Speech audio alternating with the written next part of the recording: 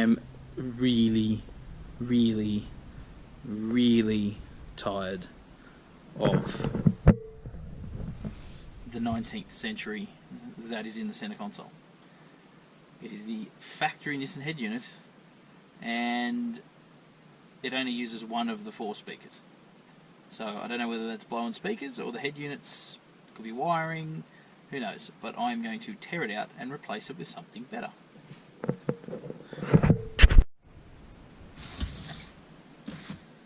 This is a fantastically cheap Android head unit. I've used these a couple of times in the past now. We put one in Project Colorado, and to be honest, I've had fantastic success with them. This one I think cost me $320 something off eBay. I mean, it took them 3 or 4 weeks to get it here, but I'm presuming that came from China. So let's unbox it, have a look at what you get. This one's a little bit different to ones I've tried in the past, so let's see what we get in the box and go from there.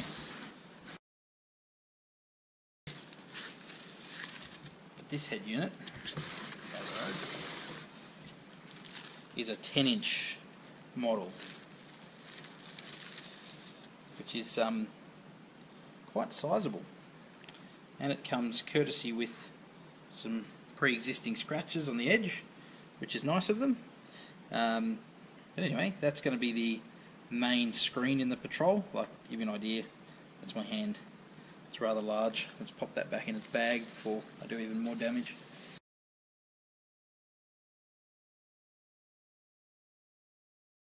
That's the unit there. Oh yeah, how good's that? I'm sure that'll last 6 to 12 seconds on a decent track. Oh, geez, it's an extendable. That's a bit weird. Anyway, these rotate apparently somehow. Oh, there we go.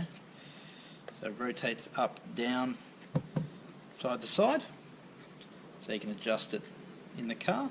As you see, nice compact single DIN unit. Built-in Wi-Fi antenna, obviously GPS. These are your auxiliary ins and outs for USB, microphones, antenna, and your ISO harness. So, oh, look at that, wiring diagrams on top of it.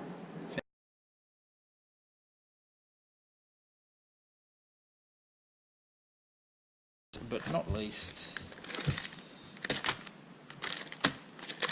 underwhelming. Have, if I can get it out of the box, our digital radio receiver. I've decided to go digital radio in this car. I had one of these in my 80 series many years ago. It was actually awesome. Obviously, as soon as you leave the city, it's useless. But yeah, around here we get pretty good digital radio reception, so it'll be nice to have some quality tunes, if there ever is such a thing on commercial radio.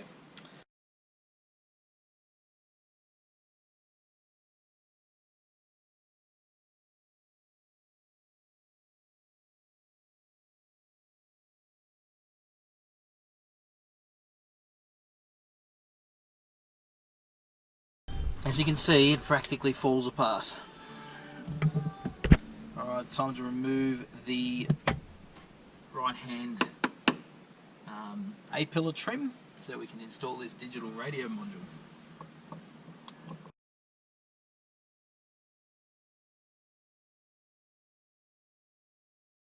Practically falls out.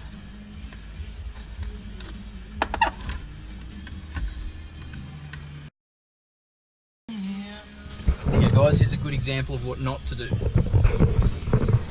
We've got taped up live connections. That's definitely on the to-do list to come and redo, just not right now.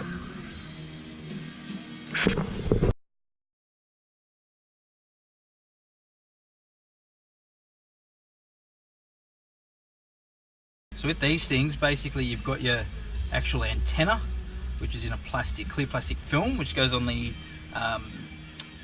windscreen itself, and you've got this black tab with a metallic finish. That's an earth point, so that goes on the actual pillar to make sure you're going to get a nice clear noise-free signal.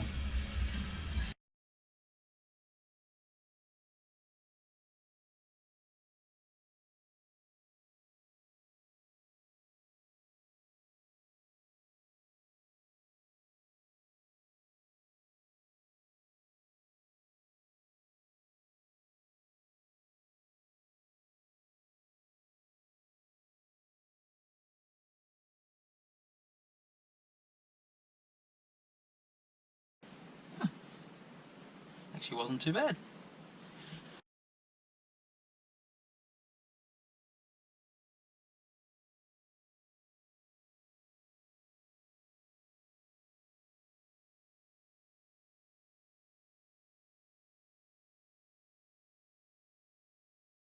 As you can see, all nicely back together.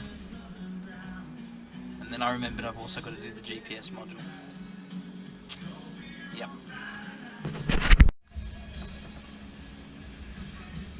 Alright, I only removed that about 4 times more than I needed to, but it's now in. So I'm going to move on to putting this head unit in. I've got the GPS and digital radio stuff coming out there now. I've got the 1,000,001 adapters and everything that's going to go in there. So we'll see how we go here.